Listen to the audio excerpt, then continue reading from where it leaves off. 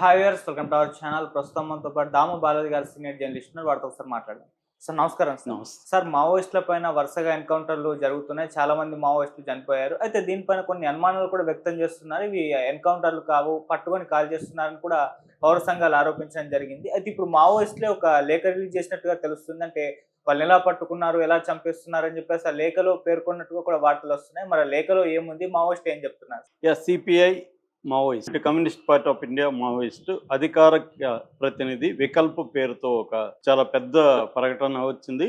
ఆ ప్రకటనలో డీటెయిల్గా అసలు ఈ ఎన్కౌంటర్ ఎలా జరిగింది, ఎలా చనిపోయారు, తప్పించుకున్న వాళ్ళు ఎలా తప్పించుకున్నారు, ఇవన్నీ డీటెయిల్గా దాంట్లో చెప్పారు. సో వాళ్ళు ఇది పట్టుకొని కాల్ చేశారు అనేది అబద్ధం. ఎన్కౌంటర్ అయితే జరిగింది. ఆ ఎన్కౌంటర్ ఎలా జరిగింది, దానికి కారణాలు ఏంటి అంటే ఒక ద్రోహులు ఇచ్చిన ఇన్ఫర్మేషన్ బేస్ చేసుకుని ఎన్కౌంటర్ జరిగిందని చెప్పారు. మామూలుగా రకరకాల పద్ధతుల్లో ఎన్కౌంటర్లు జరుగుతాయి. ఎక్కువ భాగం 95% ఫేక్ ఎన్కౌంటర్లే రియల్ ఎన్కౌంటర్ లాగా చెబుతుంటారు. ఫేక్ ఎన్కౌంటర్లు అంటే ఎక్కడో పట్టుకోవడం, కాల్ చేయడం, మేము వాళ్ళ కోసం వెళ్ళాము, వాళ్ళు కాల్పులు జరిపారు, మేము ఆత్మరక్షణ కోసం కాల్పులు జరిపాము, ఆ తర్వాత చూస్తే 10 శవాలు 20 శవాలు ఉన్నాయి, పక్కన వెపన్స్ ఉన్నాయి, లిటరేచర్ ఉంది. ఈ కథ అనేది గత 30-40 ఏళ్ళ నుంచి సేమ్ స్టోరీ చెప్తుంటారు, అటు ఇటు చిన్న చిన్న మార్పులతో.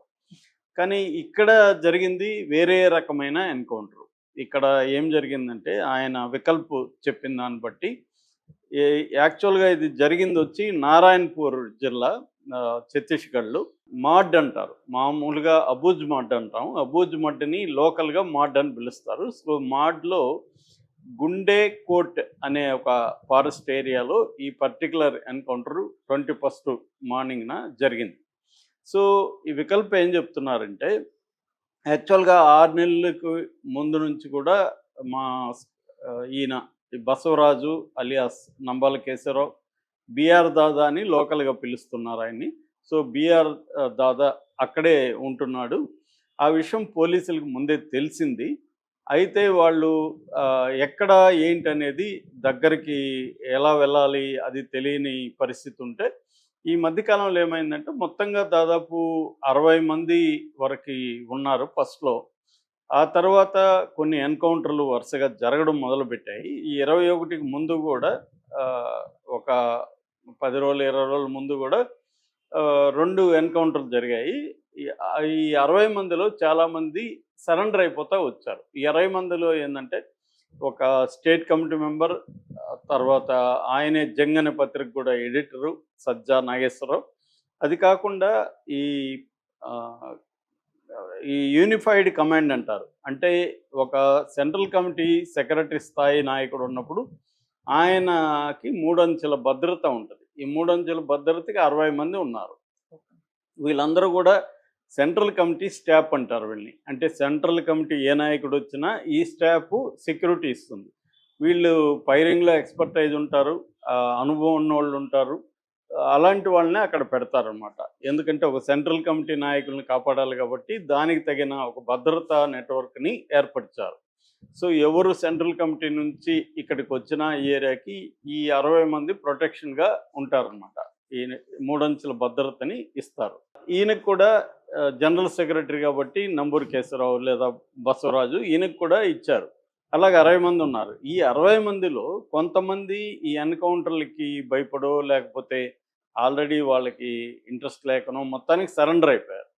ఈ సరెండర్ అయిపోయిన వాళ్ళని డిఆర్జీ అంటే డిస్ట్రిక్ట్ రిజర్వ్ గార్డ్స్ వాళ్ళు ప్రధానంగా దీన్ని లీడ్ చేసింది. ఈ డిఆర్జీ వాళ్ళు ఏం చేశారంటే వాళ్ళనే ఉపయోగించుకున్నారు. ఎవరైతే సరెండర్ అయ్యారో వాళ్ళనే ఉపయోగించుకున్నారు. సో ఇదంతా మావోయిస్టులకి తెలీదా? మన దగ్గర నుంచి కొంతమంది వెళ్ళిపోయినప్పుడు మన ఏరియాలు మార్చేస్తారు. మామూలుగా ఏం చేస్తారంటే ఒక ఏరియాలో వీళ్ళు 60 మంది ఒక చోట ఉండాలి కాబట్టి కొన్ని రకాల టెంట్లు, మేక్ షిఫ్ట్ టెంట్లు అంటారు, పాలిథిన్ కవర్స్లో పెద్ద పెద్ద కర్రలతో ఒక టెంట్ లాగా ఏర్పాటు చేసుకొని ఉంటారు. ఎక్కువగా వాటర్ ఉన్న ఏరియాలో వీళ్ళు ఉంటారు. సో ఇక్కడ దీని నుంచి పారిపోయి ఒక ఇద్దరు సరెండర్ అయిపోయారు అనుకో, ఒక్కరు సరెండర్ అయినా కూడా ఈ ఏరియాని ఇంకా వాళ్ళు పెట్టుకోరు, మళ్ళీ మార్చేస్తారు. కాకపోతే దీంట్లో ఉన్న ఇలా మారుస్తూ ఉండడం ఎన్ని ఏరియాలని మార్చగలరు? అక్కడ వాటర్ ఉన్నవి తగ్గిపోతాయి. ఎండాకాలం కాబట్టి వాటర్ సోర్స్ అనేది ఎక్కడంటే అక్కడ ఉండదు. అది వీళ్ళకి కూడా తెలుసు. ఈయన కూడా వికల్ప కూడా అన్నాడు. ఏప్రిల్, మేలో అటాక్స్ ఉంటాయని మేము ఊహించాము. మేము మా బసవరాజుకి చెప్పాము. సార్ మీరు ఇక్కడ వద్దు, సెక్యూరిటీ ఇబ్బంది అవుతుందంటే ఆయన ఏమన్నారంటే, లేదు నేను కేడర్‌తో ఉండి గైడ్ చేయాలనుకుంటున్నాను. నేను మహా అంటే ఇంకొక 2 ఏళ్ళు ఉంటాను దీంట్లో. సో, యువ నాయకత్వానికి మీరు భద్రత కల్పించండి. నా గురించి టెన్షన్ పడకండి. తర్వాత ఈ బలిదానాలు అనేవి ఊరికే పోవు. బలిదానాల నుంచి మళ్ళీ ఉద్యమాలు ఎగుస్తాయి అనేది ఆయన చెప్పారనేది కూడా కోట్ చేశారు. అంటే క్లియర్‌గా మావోయిస్టులకి ముందే ఒక థ్రెట్ మనకుంది. ఆల్రెడీ మన నుంచి సరెండర్ అయ్యారు. కాబట్టి అటాక్ జరిగే అవకాశాలున్నాయి. అందుకని సెక్యూరిటీ రిస్క్‌లో పడొచ్చు అని ఆయనకైతే చెప్పారు. కానీ ఆయన వినలేదు. ఆయన ఏమనుకున్నారంటే, నేను నాయకుడు అనేవాడు కేడర్‌తో ఉండి పనిచేస్తే ఇక్కడ ఉత్తేజితమవుతారు, ఉద్యమం బాగుంటుందని ఆయన అనుకున్నట్టుగా మనకి అర్థమవుతుంది ఆ లెటర్‌లో.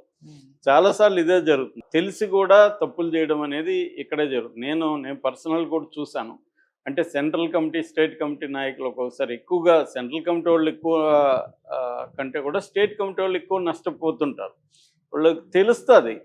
కొన్ని విషయాలు ముందే తెలిసినప్పటికీ పని ఒత్తిడి వల్లలో లేకపోతే ఉద్యమంలో మనం యాక్టివ్గా ఉండాలనో కొన్ని నెగ్లెక్ట్ చేస్తారు. దీన్నే టెక్ మిస్టేక్స్ అంటారు. టెక్నికల్ మిస్టేక్స్ని టెక్ అంటారు, టెక్ మెథడ్స్ అంటారు.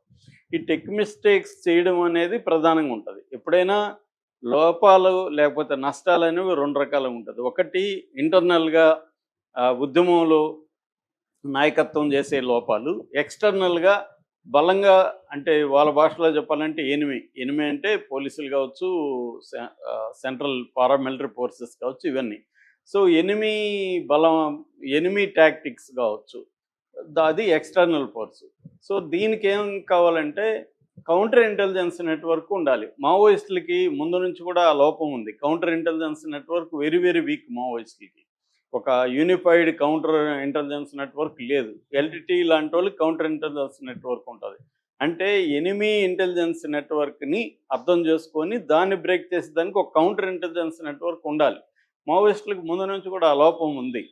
సో దీనివల్ల ఏమవుతుందంటే ఎనిమీ ఇంటెలిజెన్స్ ఏంటి, ఎనిమీ మెథడ్స్ ఏంటి, దానికి అనుగుణంగా మనం ఏం తీసుకోవాలనే దగ్గర గ్యాప్ కనబడుతుంది మనకి. ఇక్కడ కూడా అదే కనబడుతుంది. వీళ్ళకి ముందే అర్థమైంది అటాక్ చేస్తారు ఏప్రిల్, మేలో అని. అటాక్ చేస్తున్నప్పుడు ఒక 70 ఏళ్ల వయసున్న బసవరాజ్ అనే లీడరు అక్కడ ఉండాల్సిన అవసరం లేదు. ఎందుకంటే నిర్బంధం ఎక్కువ ఉన్నప్పుడు ప్రాణాలు కాపాడుకోవడమే ఫస్ట్ ప్రయారిటీగా ఉండాలి. అది ఇక్కడ లోపించినట్టుగా తెలుస్తుంది. అతను కూడా ఒక రకంగా ఒప్పుకున్నాడు, వికల్ప కూడా మన లోపం జరిగిందని. సో ఏమైందంటే ఈ ఎన్కౌంటర్ జరగడానికి కొద్ది రోజుల ముందే ఒక హస్బెండ్ అండ్ వైఫ్ ఈ యూనిఫైడ్ కమాండ్లో ఉండే రక్షణ వ్యవస్థలో ఉండే ముఖ్యమైన ఒక భార్యాభర్త బయటికి వెళ్ళి సరెండర్ అయిపోయారు. సో వాళ్ళు ఎక్కువ హాని చేశారనేది ఈయన చెప్తున్నాడు. అంటే వీళ్ళు ఏ ఏరియాలో ఉండొచ్చు అనేది వాళ్ళు గ్రహిస్తారు. ఎందుకంటే ఎక్కడ ప్రాంతం ఒక 60 మంది ఉండడానికి అనుకూలమైన టెర్రైన్ ఉండాలా, ప్రాంతం ఉండాలా. రెండోది దగ్గరలో వాటర్ ఉండాలి, ఫుడ్ సప్లై ఉండాలి. ఇవన్నీ ఎక్కడ ఉండొచ్చు అనేది వాళ్ళకి అర్థమవుతుంది కదా. సో ముందుగా సరెండర్ అయిన వాళ్ళు, ఎన్కౌంటర్ జరగక ముందుగా సరెండర్ అయిన వాళ్ళనే ముందుగా చెప్పారు, వాళ్ళనే రెక్కి చేయించారు. రెండోది వాళ్ళకి ట్రైబల్ బెల్ట్లో కూడా మంచి పరిచయాలు ఉంటాయి. సో వాళ్ళల్లో ఎవరో ఒకరు ట్రైబల్స్ ఎవరు వీక్గా ఉన్నారు ఏంటి వాళ్ళకి అర్థమవుతుంది. వాళ్ళని పట్టుకుంటే కూడా ఫుడ్ ఎక్కడి నుంచి వెళ్ళాలి, వీళ్ళకి దగ్గరగా ఉన్న ట్రైబల్ దీని నుంచే వెళ్ళాలి. 60 మందికి రోజు ఫుడ్ అంటే కష్టం. సో దగ్గర నుంచి వెళ్ళాలి. సో ఫుడ్ ఎక్కడి నుంచి వెళ్తుంది అనే వివరాలు పట్టుకుంటే ఏ ఏరియాలో ఉన్నారు అనేది తెలిసిపోతుంది. అలాగా కనిపెట్టినట్టుగా అర్థమవుతుంది వాళ్ళ ద్వారా. సో అర్థమయ్యి 19 నుంచే ఎన్కౌంటర్, 18th 19th నుంచే స్టార్ట్ అయినాయి. 19th మార్నింగ్ 10 నుంచి స్టార్ట్ అయితే 5 ఎన్కౌంటర్లు జరిగాయి. అంటే వీళ్ళకి ఇది తెలిసే వీళ్ళు ఆ శిబిరాన్ని వదిలేసి ముందుకు వెళ్తున్నప్పుడు అటాక్ జరిగింది. మొత్తం 5 సార్లు జరిగింది ఒకే రోజులో. ఆ 5 కాల్పులు జరుపుతూ వాళ్ళు పారిపోగలిగారు. ఎవరు ఈ 35 మంది. ఇంకా 60 మందిలో 35 మంది మిగిలారు. మిగతా వాళ్ళు సరెండర్ అయిపోవడం అనేది జరిగినట్టుగా మనకు అర్థమవుతుంది. సో ఈ 30 మంది వెళ్తూ ఉన్నారు. ఇంకా నైటు ఒక దగ్గర ఉండిపోవాల్సి వచ్చింది వీళ్ళు. ఆ నైట్ ఉన్నప్పుడు ఏం చేశారంటే 20,000 మంది డిఆర్ఎఫ్ పోలీసులు చుట్టుముట్టారు. వాళ్ళు చుట్టుముట్టి కాల్పులు జరపడం మొదలుపెట్టారు. అప్పుడు వీళ్ళే ఫస్ట్ కాల్పులు జరిపారు. వీళ్ళలో చందన్ అని లీడర్ అనమాట, ఈ సెక్యూరిటీ లీడరు. ఆయన ఆధ్వర్యంలో కాల్పులు జరిపితే ఈ డిఆర్జీ వాళ్ళకి గాయాలు, ఒక అతను చనిపోయినాడు, మిగతా వాళ్ళకి గాయాలైనాయి. సో వాళ్ళు కొద్దిగా గ్యాప్ ఇచ్చారు డిఆర్జీ వాళ్ళు. తమకి నష్టం వచ్చింది కాబట్టి కొంచెం వాళ్ళకి వైద్యం అదంతా.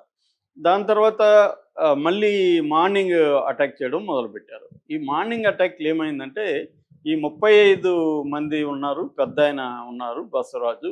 ఆయనకి సేవ్ చేసుకుంటూ వలయంగా ఏర్పడి ఫైర్ చేసుకుంటూ మూవ్ అవుతున్నారు. ఒక దగ్గర ఉండడానికి లేదు. ఎందుకంటే చుట్టుముట్టున్నారు. బ్రేక్ చేసి బయటికెళ్ళాలి. సో అది ట్రై చేశారు.